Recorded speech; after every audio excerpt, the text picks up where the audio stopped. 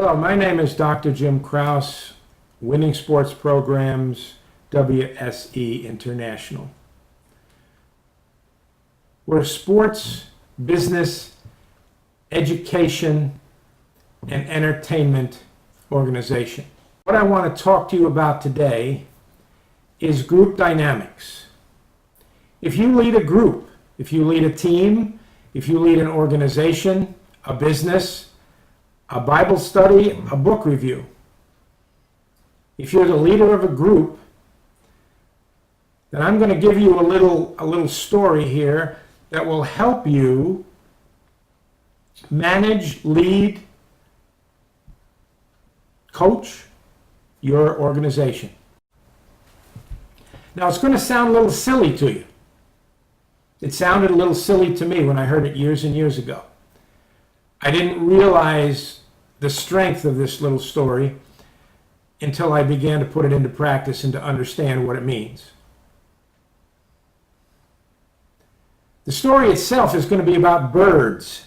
Listen to the concepts, listen to the teachings that these birds give us.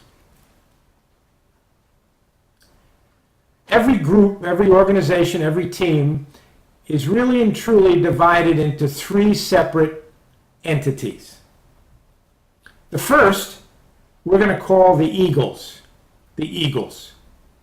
Easily identifiable within your organization. These are the people that do more than you expect them to do. They come to work early, they leave late, they never need instructions, and they always do excellent work, always. You rarely have to speak to them about anything. The eagles. The second part, we're going to call the crows. Every organization, every team, every club has crows. These are the people that when you're looking at your organization, complain about everything. They do as little as possible. They question every decision. They're constantly bickering about the way things are run and how things are managed. You all know who they are. You can see them in your mind's eye right now as you look at your organization. You can easily identify the eagles. You can easily identify the crows. Now there is a third part, and this is the largest part generally, and we're going to call this the fence sitters. All kinds of different species of birds, all sitting on the fence, waiting to decide what to do. As leaders of this group, as human beings, our nature tells us to go and associate ourselves with the crows, to change them, to make them productive members of society, to make them productive members of our organization. It doesn't work. You can't do it. If you've been around a long time, you know that the leopard rarely, if ever, changes his spots.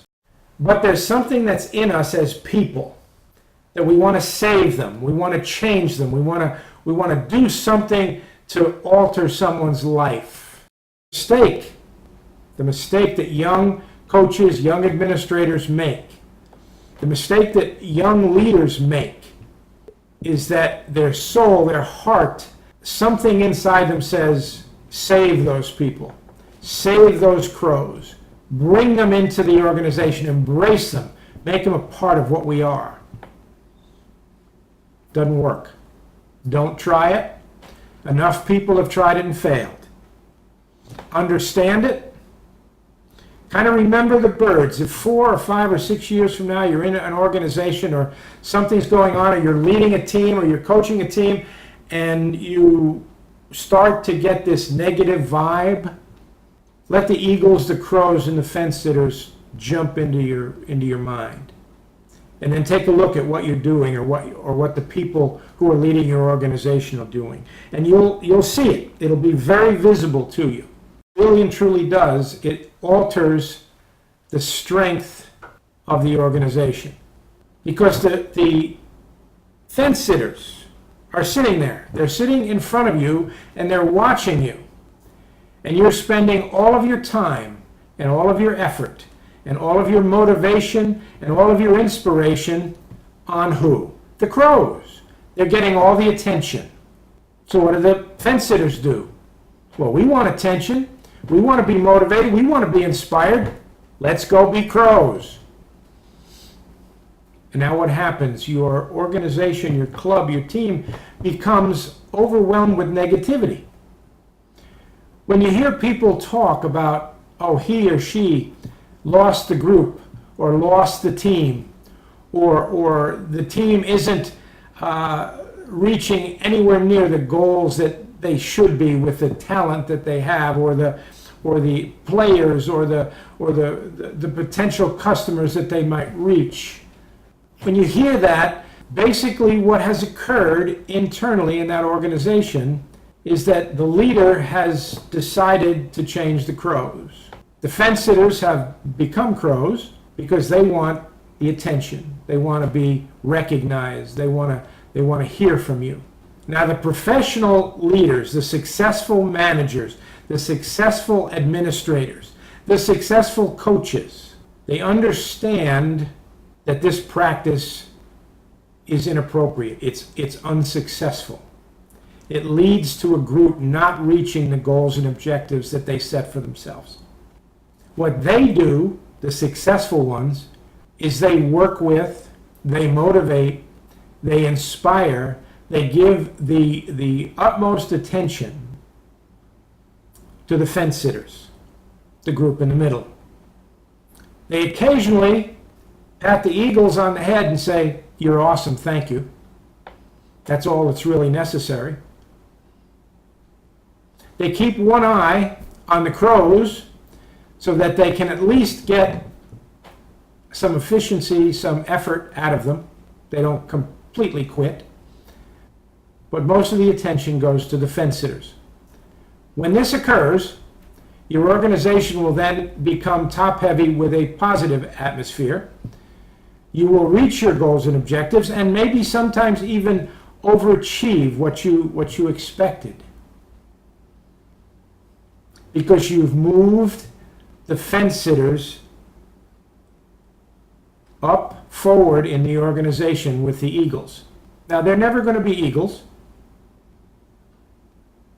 but they are working with the eagles to allow the organization to prosper.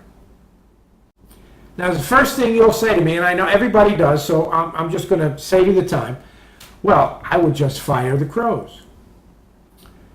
Well, this is the unique part of this little story. If you have an eagle that leaves, or graduates, or retires, or whatever, there is not a natural progression where someone from the fence sitters group will just become an eagle. Doesn't happen. Eagles are eagles. You're lucky if you have them. The more you have, the luckier you are. But crows somehow reproduce themselves. If you take your 4 or 5 or 3 or 2 crows and you run them out, you fire them, or you get rid of them from your organization, it won't be long before some of the fence sitters will become your crows. Why? I have no idea. But does it happen? Absolutely. You will always have crows. But what you'll do by firing the crows that you know is that you will drive the crows that you do not know underground. Remember that little saying, keep your friends close and your enemies closer? If you know who the crows in your organization are, let them be. Get what you can out of them, but work your fence sitters.